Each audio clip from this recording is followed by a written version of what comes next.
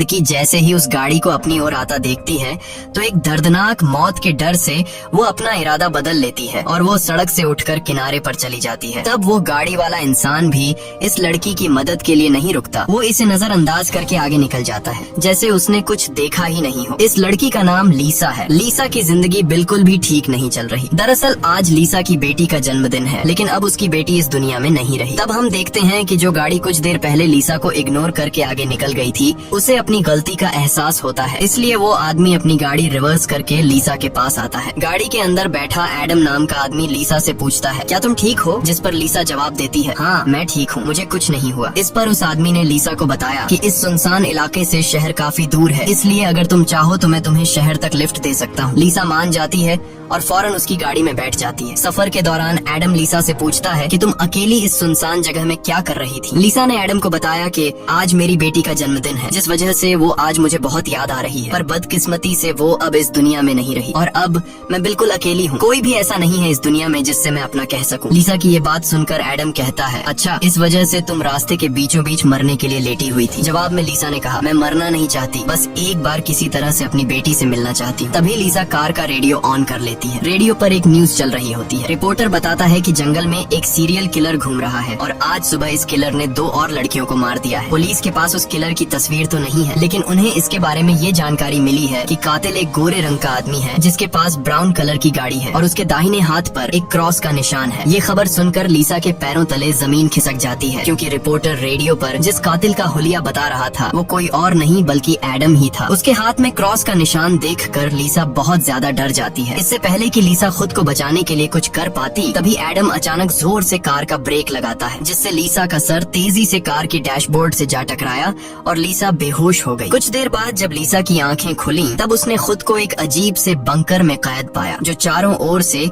लोहे की मजबूत दीवारों से बना हुआ था। लीसा खुद को इस बंद जगह में कैद पाकर बहुत ज्यादा घबरा जाती है और मदद के लिए चिल्लाने लगती है, लेकिन उसकी मदद करने कोई नहीं आया। हम देखते हैं कि लीसा को एक अलग तरह का सूट पहनाया गया है और उसके हाथ में एक घड़ी भी पहनाई गई है। लीसा उस घड़ी को निकालने की बहुत कोशिश करती है, लेकिन वो घड़ी इतनी मजबूत थी कि काफी कोशिश के बाद भी वो उसके हाथ से नहीं निकलती। आखिर में जब उसे रियलाइज होता है कि इस जगह से निकलना इम्पॉसिबल है, तो वो थक हार कर एक जगह में बैठकर रोने लग जाती है। तभी अचानक उस चेम्बर का दरवाजा खुला। लीसा ने देखा कि दरवाजे के दूसरी ओर एक सुरंग है। उस सुरंग के एंड से रोशनी नजर आ रही थी। लीसा को समझ आया कि अगर इस जगह से बाहर निकलना है तो इस सुरंग से होकर निकलना पड़ेगा। लीसा खुश हो जाती है कि उसे बाहर निकलने का रास्ता मिल गया है, लेकिन जैसे ही वो सुरंग के अंदर चली गई तभी अचानक उसके पीछे उस चेम्बर का दरवाजा अपने आप बंद हो गया। ये देखकर लीसा की सांस रुक गई और अब उसे समझ आया कि वो पहले से भी ज्यादा खतरनाक जगह में फंस गई है। तभी अचानक लीसा के हाथ में बंधे ब्रेसलेट में अलार्म बजने लगा और 11 मिनट का टाइमर सेट हुआ। ये देखकर लीसा समझ गई कि मुझे 11 मिनट में यहाँ से निकलना होगा, नहीं तो मैं हमेशा के लिए यहाँ पर बंद रह जाऊंगी। इसीलिए लीसा अपने हाथों और पैरों के बल रेंगती हुई जल्दी से उस रोशनी की तरफ बढ़ने लगी, लेकिन जैसे ही वो उस रोशनी के करीब होती जा रही थी तभी अचानक उस सुरंग का आगे का दरवाजा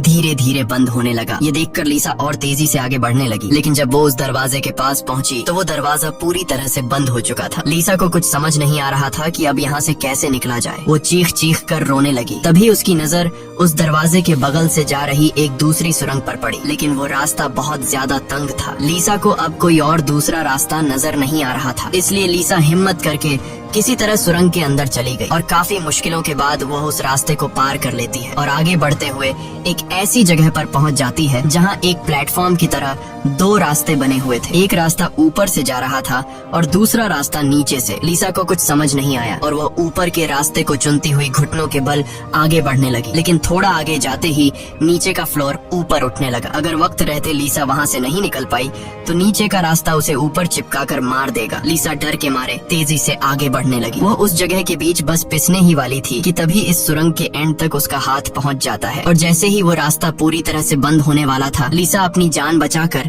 वहाँ से निकलने में कामयाब हो जाती है। खुद को कुचलने से बचाकर वो एक सुकून की सांस लेती है, लेकिन उसे पता नहीं था कि अब उसके लिए मुश्किलें और भी बढ़ने वाली हैं, क्योंकि आगे का रास्ता और भी ज्यादा खतरनाक है। तभी उसके घड़ी में अलार्म बज उठा। ये अलार्म बता रहा था कि आधा समय बीत चुका है और अब उसके पास सिर्फ 5 मिनट बाकी है। इसीलिए वो अब फिर से आगे बढ़ने लगी। जहाँ उसे थोड़ी दूर दूर जाते ही रास्ते में कोई इंसान लेटा हुआ दिखाई दिया। लीसा जब उसके करीब आई तो उसने देखा कि वो कोई जिंदा इंसान नहीं बल्कि एक जली हुई डेड बॉडी है जिसकी हालत बहुत खराब है। उस लाश के हाथ पर भी वैसी ही घड़ी बंधी हुई थी जैसी लीसा के हाथों पर बंधी थी। लीसा को समझ आ गया कि ये इंसान भी मेरी तरह इस सुरंग से निकलने की कोशिश कर रहा था, लेकिन वो यहाँ से निकलने में कामयाब नहीं हो सका और मारा गया। मतलब यहाँ से निकलना इम्पॉसिबल है। इस डेड बॉडी को देखकर लीसा की यहाँ से निकलने की बची कुची उम्मीद भी टूट गई, लेकिन उसने किसी तरह हिम्मत जुटाई और इस डेड बॉडी को साइड पर करके आगे बढ़ने लगी। जब वो घड़ी की तरफ देखती है तो उसके पास सिर्फ 2 मिनट का टाइम बचा हुआ था, इसीलिए वो और तेजी से आगे बढ़ने लगी। तभी अचानक एक मजबूत लोहे की सलाखों ने आकर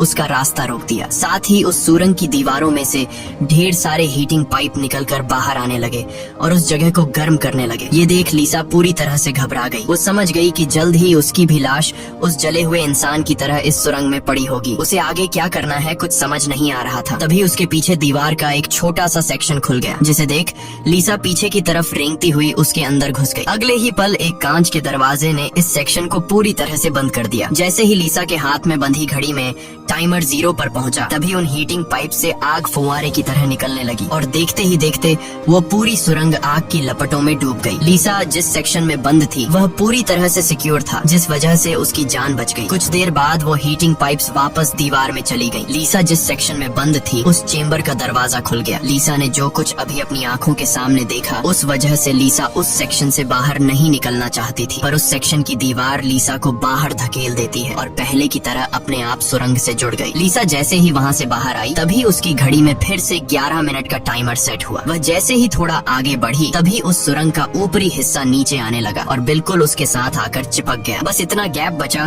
कि वो रेंगते हुए यहाँ से आगे निकल सके। लीसा अब पूरी तरह से बेबस हो चुकी थी। वो जोर जोर से रोने लगी। जब उसकी नजर घड़ी पर पड़ी तो वहाँ उसका टाइम खत्म हो रहा था, जिसका मतलब था कि अब से ठीक 11 मिनट बाद फिर से उस सुरंग में आग का सैलाब आएगा और लीसा को राख कर देगा। वो सोचती है कि इतनी बुरी मौत मरने से अच्छा है कि क्यों ना एक बार फिर से वो यहाँ से निकलने की कोशिश करे। इसीलिए वो फिर से हिम्मत करके अपनी जान बचाने के लिए पीठ के बल अपने हाथों के सहारे रेंगते हुए आगे बढ़ने लगी। थोड़ी दूर ऐसे ही रेंगते हुए जाने के बाद वो सुरंग खत्म हो गई और आगे पानी का एक टैंक आ गया। लीसा बहुत ज्यादा थक गई थी और प्यास ने उसका बुरा हाल कर दिया था। वो इसी तरह लेटे हुए हाथों की मदद से पानी पीकर अपनी प्यास बुझा लेती है। जब उसने अपनी घड़ी की तरफ देखा तो अब सिर्फ 8 मिनट रह गए थे। अब पानी के अलावा उसे कोई और दूसरा रास्ता नहीं दिखा, इसलिए वो एक लंबा सांस लेते हुए पानी में ही उतर गई। पानी में उतरने के बाद टैंक काफी बड़ा था। उसे अब समझ नहीं आ रहा था कि किस तरफ जाना है। वो यहाँ वहाँ पानी में निकलने का रास्ता ढूंढने लगी, मगर उसे कोई भी निकलने का रास्ता नहीं मिला। दूसरी तरफ जहाँ से वो इस टैंक में उतरी थी वह रास्ता भी बंद हो चुका था। अब उसकी सांस भी खत्म होने लगी थी। तभी टैंक में से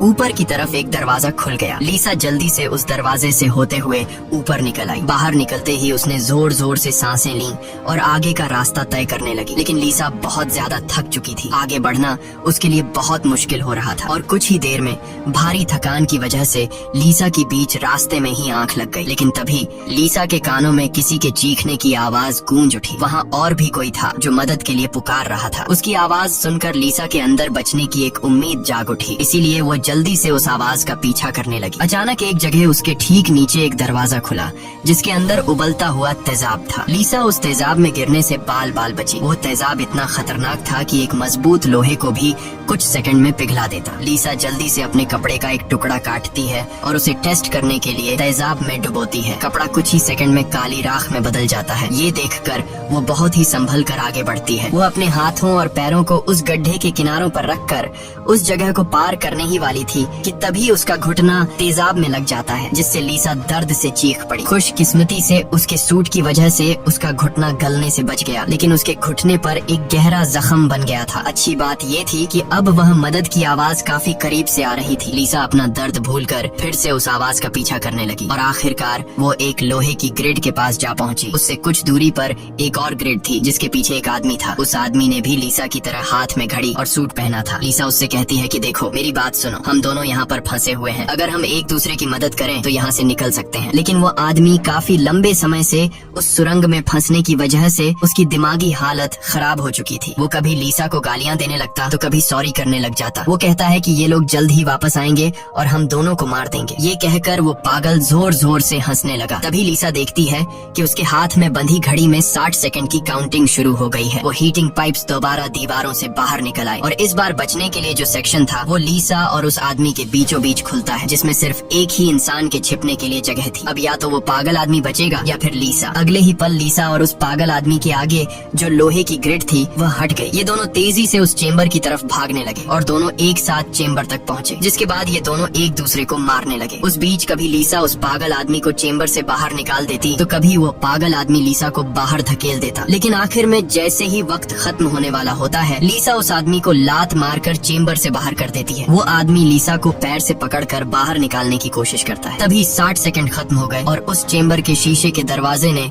उस आदमी का हाथ काट दिया। दर्द से वो आदमी चिल्ला उठा। तभी लीसा की नजर उस आदमी के हाथ पर पड़ी जिस पर क्रॉस का टैटू बना हुआ था। उस टैटू को देखकर लीसा समझ जाती है कि ये आदमी कोई और नहीं बल्कि उसे कार में बेहोश करने वाला सीरियल किलर एडम है। अब लीसा की सारी कंफ्यूजन दूर हो गई। पहले लीसा को लग रहा था कि एडम ने इसे यहाँ कैद करके रखा है, लेकिन उसकी ये सोच गलत थी क्योंकि एडम बेचारा तो अब खुद मौत के मुंह में था। इतने में ही लीसा की घड़ी पर 11 मिनट का वक्त पूरा हो गया और उन हीटिंग पाइप्स से निकलती तेज आग ने कुछ ही सेकंड्स में एडम को राख में बदल दिया। अपनी आंखों से एडम की इतनी भयानक मौत देखकर लीसा डर के मारे कांपने लगी। कुछ देर बाद सेक्शन के अंदर एक छोटे सुरंग में से एक रोबोट आता है। वह एक बहुत ही भयानक सा स्कल था। ये रोबोट लीसा को कोई नुकसान नहीं पहुंचाता बल्कि उसके तेजाब से जले हुए घुटने को ठीक कर देता है। लीसा ने उससे पूछा कि वो कौन है और उसे यहाँ क्यों लेकर आया है। जवाब में उस रोबोट के मुंह से एक टूल निकलता है और वो टूल लीसा के सूट के साथ कनेक्ट हो जाता है। उस टूल की मदद से लीसा को फ्लैशबैक की सारी बातें याद आने लगती हैं, जब वो कार में एडम के साथ थी और उसे एडम की सच्चाई का पता चलने पर एडम की उसके साथ झड़प हो गई थी। उस दौरान एडम ने लीसा पर चाकू से सीने पर वार किया और कार से बाहर फेंक दिया था। उसी पल लीसा को आसमान से उसकी ओर आती एक सफेद रोशनी दिखाई दी थी, जिसके बाद लीसा वापस प्रेजेंट में आती है। लीसा को अब एक बात समझ आ जाती है कि उन एलियंस ने ही दरिंदे एडम से उसकी जान बचाई थी और उसे यहाँ लाए थे, लेकिन वो उसे यहाँ क्यों लाए थे ये बताए बिना ही वो रोबोट वहाँ से निकल गया। लीसा ये भी समझ जाती है कि ये लोग जो भी हैं वे उसे मारना नहीं चाहते, बस उसे इस गेम को पार करना होगा, तभी वो यहाँ से निकल पाएगी। लीसा अब आगे का रास्ता तय करने उस चेम्बर से बाहर आ गई। एडम का कटा हुआ हाथ भी वहाँ पर पड़ा हुआ था। उसी समय लीसा को उस कटे हाथ पर टाइमर के नीचे कुछ सिंबल्स दिखाई दिए। लीसा उन सिंबल्स का मतलब समझने की कोशिश कर ही रही थी कि तभी एक घूमता हुआ पंखा उसकी ओर आने लगा। उसे देख लीसा अपनी जान बचाने के लिए पीछे हटने लगी और उससे बाल बाल बचती हुई एक छेद से ऊपर की सुरंग में चली गई। तभी अचानक उसे सुरंग के ऊपर से किसी के चलने की आवाज सुनाई दी। वो आवाज एक जगह पर जाकर रुक गई। उस जगह पर सुरंग का ढक्कन खुला और उसमें से एक भयानक सा क्रीचर उतरा, जो देखने में तो इंसान था लेकिन जानवरों की तरह घुरा रहा था। उसका शरीर पूरी तरह से जल चुका था और उसकी आंखें सफेद पत्थर की तरह चमकदार थी। तभी लीसा की नजर उसके कटे हुए हाथ की तरफ गई। उसका कटा हुआ हाथ देखकर लीसा समझ गई कि वो कोई और नहीं बल्कि एडम है, जो जलने के बाद एक राक्षस में बदल चुका है। अब वो लीसा को मारना चाहता था। एडम की आंखें जल गई थी, इस वजह से वह लीसा को देख तो नहीं सकता था पर वो सुन सकता था। लीसा चुपचाप धीरे धीरे आगे बढ़ने लगती है, लेकिन तभी उसकी घड़ी के फर्श पर टकराने से एक हल्की सी आवाज गूंज उठी, जिससे एडम को उसकी भनक लग गई और तेजी से लीसा को मारने के लिए उसके पीछे आने लगा। लीसा उसके हाथ लगने ही वाली थी कि तभी लीसा एक पतली सुरंग से उस पार चली गई। एडम को कुछ नजर न आने की वजह से वह उस जगह को पार नहीं कर पाया। लीसा उस सुरंग से आगे बढ़ती हुई एक ऐसी जगह पर पहुंची जहां उसके पास आगे जाने के लिए 2 रास्ते थे। लीसा को कुछ समझ नहीं आ रहा था कि किस रास्ते को चुनना चाहिए। वह बहुत सोचने के बाद जब उसे कुछ समझ नहीं आता तो वह एक अंदाजे से लेफ्ट वाले सुरंग में घुस जाती है। सुरंग के बाहर एक कमरा था जिसकी चारों ओर कांच की दीवारें थीं। उन दीवारों पर लीसा को उसके पैदा होने से लेकर अपनी बेटी को जन्म देने तक की सारी यादें दिखाई दे रही थीं। वहाँ लीसा ने ये भी देखा कि किस तरह उसकी लापरवाही की वजह से उसकी बेटी की जान चली गई। लीसा अपनी बेटी को याद करके बहुत रोने लगती है। तभी उसने देखा कि ऊपर छत से एडम फिर से उसके पीछे आ रहा है, लेकिन लीसा उससे अपनी जान छुड़ाकर एक दूसरे सुरंग में पहुंच जाती है, जहां उसने कुछ ऐसा देखा जिससे उसकी खुशी का ठिकाना नहीं रहा। उसने देखा कि उस सुरंग के खत्म होने पर बाहर नीला आसमान चमक रहा है। अपनी आजादी को इतने करीब से देखकर लीसा में दोबारा हिम्मत आ गई, लेकिन उस सुरंग को पार करने के लिए उसे एक कंटीले रास्ते से होकर गुजरना पड़ेगा। अब सिर्फ 60 सेकंड का टाइम बचा हुआ था। अगले ही पल हीटिंग पाइप्स भी दीवार से बाहर निकल आए, जो 60 सेकंड्स खत्म होते ही उस जगह को आग से भरने वाले थे। लीसा बिना टाइम जाया किए इन कांटेदार तारों के नीचे से जाने लगी, जिससे वो कांटेदार तार उसकी बॉडी में घुसकर लीसा की पीठ बुरी तरह से काट देते हैं। लीसा बहुत ज्यादा तकलीफ में होती है और उसके पीठ से बहुत ज्यादा खून निकलने लगता है, लेकिन लीसा खुद की परवाह किए बिना धीरे धीरे आसमान की तरफ बढ़ने लगी। तभी पीछे सुरंग में चेम्बर खुला, जिसमें एडम झट से जाकर छिप गया। अब कुछ ही देर में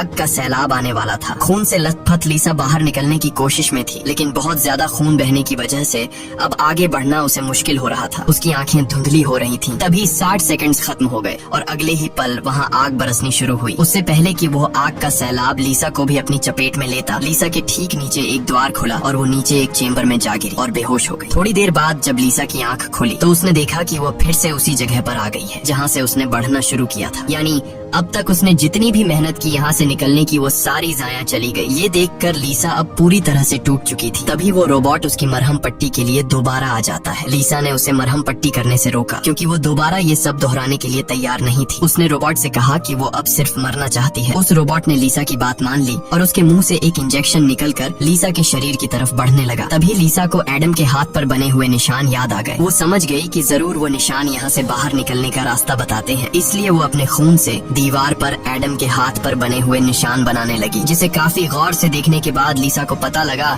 कि ये तो एरो है जो यहाँ से निकलने की डायरेक्शन बताते हैं। जैसे कि पहला एरो लेफ्ट साइड की तरफ मुड़ा हुआ था, जिसका मतलब रास्ते में आने वाली पहली 2 सुरंगों में से उसे लेफ्ट साइड वाली सुरंग के अंदर जाना चाहिए। दूसरे नंबर का एरो राइट साइड की ओर मुड़ा हुआ था, यानी पहली सुरंग को पार करने के बाद जब फिर से एक साथ 2 सुरंगें आएंगी तब राइट साइड वाली सुरंग के अंदर जाना चाहिए। उसे लगा कि जरूर मेरे हाथ की घड़ी के नीचे भी इसी तरह के सिंबल्स बने होंगे जो यहाँ से बाहर निकलने की डायरेक्शन बताते हैं। ये समझते ही लीसा ने उस रोबोट से उसके जख्मों को ठीक करने को कहा। जख्मों की मरहम पट्टी होते ही वो एक नई उम्मीद के साथ फिर से इन टनल्स में निकल पड़ी। लीसा पहले भी इन सुरंगों से गुजर चुकी थी, इसलिए वह बड़ी आसानी से उन सुरंगों को पार करते हुए आगे बढ़ने लगी और उस तेजाब से भरे गड्ढे के पास जाकर रुक गई। वहाँ उसने अपनी घड़ी को तेजाब में जलाकर उसे अपनी कलाई से अलग किया। उसकी कलाई पर भी ठीक वैसे ही सिंबल्स थे जैसे एडम के हाथ पर थे, बस उनमें थोड़ी बहुत चेंजिंग थी। लीसा उस जली हुई घड़ी को अपने हाथों में लिए हुए आगे बढ़ने लगी और उस जगह पर पहुंच गई जहां उसने पहली बार इन 2 टनल्स में से लेफ्ट वाले टनल को चुना था, लेकिन सिंबल्स के मुताबिक सही सुरंग राइट वाली है। वो जल्दी से राइट वाली सुरंग में चली गई, जहां आगे जाकर उसे 2 और सुरंगें मिली जिनमें सही सुरंग लेफ्ट वाली थी। इसी तरह लीसा अपने हाथ पर बने निशान की मदद से हर बार सही रास्ता चुनकर आगे बढ़ रही थी, लेकिन तभी एक बार फिर से एडम उसके पीछे पड़ गया। यहाँ लीसा समझदारी से काम लेते हुए एडम को गुमराह करने के लिए एक सुरंग के अंदर अपनी घड़ी फेंक दी और खुद दूसरी सुरंग में छिपकर बैठ गई। एडम घड़ी की आवाज का पीछा करते करते दूसरी सुरंग में घुस गया। एडम के जाते ही जब लीसा ने अपनी कलाई पर बने सिंबल्स चेक किए तो उसे पता चला कि उसने एडम को जिस सुरंग में भेजा था वही सही सुरंग थी। ये देखकर लीसा बहुत ज्यादा परेशान हो गई। अब लीसा के पास कोई दूसरा रास्ता नहीं था, इसलिए वो धीरे से एडम जिस टनल में था वो भी उस टनल में घुस गई। ये टनल काफी अजीब सा था, ऐसा लग रहा था कि ये टनल जैसे किसी बड़े जानवर का पेट हो। लीसा धीरे धीरे आगे बढ़ने लगी। थोड़ा सा आगे जाकर उसने देखा कि उसकी घड़ी सामने पड़ी हुई है, लेकिन एडम भी वहाँ पर मौजूद है। एडम अब चूंकि देख नहीं सकता था, इसलिए लीसा चुपके से उस घड़ी को उठा लेती है, पर तभी घड़ी में 60 सेकंड्स बचे होने का अलार्म बजने लगा, जिसकी आवाज से एडम को लीसा की भनक लग गई। वह दोबारा लीसा का पीछा करने लगा। उससे बचने के लिए लीसा जिस रास्ते से आई थी उसी रास्ते से वापस भागने लगी। उस वक्त लीसा की घड़ी में 60 सेकंड्स का काउंटिंग शुरू हो चुका था और सुरंग से हीटिंग पाइप्स भी निकल आए थे। साथ ही सुरंग में बचाव चेम्बर भी खुल चुका था। लीसा जल्दी से उस चेम्बर में जाकर छिप गई। एडम भी वहाँ तक पहुँच जाता है, लेकिन अब काफी देर हो चुकी थी क्योंकि उस चेम्बर को शीशे के दरवाजे ने बंद कर दिया था। यहाँ लीसा एडम को चिढ़ाने के लिए उसे मिडिल फिंगर दिखाती है, पर बदकिस्मती से इस बार आग बरसाने वाले हीटिंग ट्यूब्स आग बरसाए बिना ही अंदर चले गए, जिसके बाद चेम्बर का दरवाजा भी खुल गया और अगले ही पल एडम लीसा पर टूट पड़ा। लीसा भी खुद को बचाने के लिए एडम से लड़ पड़ी और उस शैतान के सर को अपने पैरों से दबाने लगी। पीछे से चेम्बर की दीवार भी लीसा को आगे की तरफ धकेलने लगा, जिससे उस शैतान एडम का सर कुचल गया और फाइनली लीसा को एडम से छुटकारा मिल गया। लीसा अब अपने रास्ते पर आगे बढ़ने लगी, जहाँ आगे चलकर उसे वापस 2 रास्ते मिले। उसकी कलाई पर बने सिंबल्स के मुताबिक उसे राइट वाले सुरंग से जाना था और ये उस भूल भुलैया की आखिरी सुरंग थी, लेकिन तभी लेफ्ट वाली सुरंग से एक लड़की बाहर निकल आई। उसे देख लीसा की आंखें खुली की खुली रह गईं और वो रोने लगी, क्योंकि यह लड़की कोई और नहीं बल्कि उसकी बेटी नीना थी। नीना के मरने के बाद से लीसा ने जीना ही छोड़ दिया था। उसकी बस यही एक ख्वाहिश थी कि वो किसी तरह नीना से मिल पाए और आखिरकार आज उसकी ये ख्वाहिश भी पूरी हो गई। नीना ने अपनी माँ लीसा से कहा कि अब दोबारा मुझे फिर से अकेला मत छोड़ना, जिस पर लीसा ने जवाब दिया, नहीं बेटा, मैं हमेशा तुम्हारे साथ रहूंगी। जिस पर नीना कहती है, तो फिर आओ मेरे साथ लेफ्ट वाले टनल में चलो। लीसा रोते हुए बोली, नीना, मैं तुम्हें फिर से खोना नहीं चाहती, लेकिन सच तो ये है कि तुम पहले ही मर चुकी चुकी हो और मेरी मंजिल दूसरी सुरंग में है। इतना कहकर लीसा वहाँ से जाने लगी। पीछे से नीना उसे पुकारती रही, लेकिन लीसा दिल पर पत्थर रखकर उस सुरंग से बाहर निकली। बाहर आते ही लीसा फूट फूट कर रोने लगती है। उसके बाद लीसा ने बिना समय गंवाए राइट वाली सुरंग में घुस गई, जहाँ उसे सुरंग के अंत में खुला आसमान दिख रहा था। वो खुश होकर तेजी से आगे बढ़ने लगी, लेकिन तभी उसके रास्ते में 3 लोहे के ब्लेड्स आ गए जो लगातार तेजी से ऊपर नीचे हो रहे थे, जिन्हें पार करने का मतलब था खुद के टुकड़े करवाना। लेकिन लीसा को हर हाल में यहाँ से निकलना था, इसीलिए उसने गौर किया कि उनमें से पहला ब्लेड हर 4 सेकंड्स में एक बार नीचे आ रहा है। लीसा उसके करीब पहुंची और जैसे ही वो ब्लेड ऊपर गया तो 4 सेकंड्स पूरे होने से पहले झट से उस पार चली गई। उसके बाद वो दूसरे ब्लेड के पास पहुंच जाती है। इसी तरह दूसरा ब्लेड हर 3 सेकंड्स में नीचे आ रहा था। लीसा ने हिम्मत दिखाते हुए उसे भी पार कर लिया, लेकिन लास्ट वाला ब्लेड सिर्फ 2 सेकंड्स में नीचे आ रहा था, जिसे पार करना लीसा के लिए बहुत ही मुश्किल था। पर आजादी की चाहत में लीसा ने उसे भी पार तो कर दिया, लेकिन बदकिस्मती से उसका पैर ब्लेड के बीच आकर कट गया। लीसा का दर्द से बुरा हाल हो गया था, लेकिन लीसा अपने पैर की परवाह किए बिना सुरंग के एंड तक पहुंच जाती है, जहां उसे खुला आसमान नजर आ रहा था। लेकिन जैसे ही उसने अपना हाथ सुरंग से बाहर निकालने के लिए आगे बढ़ाया, उसका हाथ सामने लगाए स्क्रीन पर जा लगा, जहां खुले आसमान का वीडियो चल रहा था। ये देखकर लीसा बहुत ज्यादा मायूस हुई। उसने कहा, मैंने वो सब कुछ किया जो मुझे करने को कहा गया था। उसके बाद वो पागलों की तरह हंसने लगी। तभी सुरंग से हीटिंग पाइप्स निकल आए, क्योंकि अब कुछ देर बाद 11 मिनट का टाइम खत्म होने वाला था। लीसा अब सुकून से मौत का इंतजार करने लगी, लेकिन इस बार वो हीटिंग पाइप्स उसे जलाए बिना ही वापस सुरंग में चली गई। तभी अचानक सुरंग का ऊपर का हिस्सा खुल गया और एक तेज रोशनी लीसा पर पड़ी। लीसा का शरीर अपने आप हवा में उठने लगा और उस रोशनी में समा गया। थोड़ी देर बाद जब लीसा की आंख खुली तो उसने खुद को एक झरने के किनारे पाया, जिसे देख लीसा के चेहरे पर मुस्कान वापस लौट आई। वहाँ पर नीना भी मौजूद थी। लीसा ने नीना से पूछा, क्या मैं मर चुकी हूँ? इस पर नीना ने कहा, तुम्हारा शरीर एक बार नहीं बल्कि अब तक कई बार मर चुका है। लीसा ने फिर से पूछा कि अब यहाँ मुझे क्या करना है? जिस पर नीना ने जवाब दिया, यहाँ तुम्हें बस जीना है और कुछ नहीं करना। यहाँ हमें पता चलता है कि जिस जगह पर लीसा अब मौजूद थी वो जगह दुनिया नहीं बल्कि कुछ और ही थी और किसी स्वर्ग की तरह खूबसूरत थी। इस फिल्म की शॉर्टकट एक्सप्लेनेशन ये है कि लीसा जब एडम के साथ कार में सफर कर रही थी, तब एडम ने लीसा पर चाकू से वार करके उसे मार दिया, जिसके बाद वह सीधा नरक पहुंची। वहाँ उसके पाप धुल गए और एंड में वह स्वर्ग जा पहुंची। इसी के साथ ये कहानी खत्म हो जाती है। अगर वीडियो आपको अच्छी लगी हो तो हमारे चैनल को सब्सक्राइब और वीडियो को लाइक कीजिए।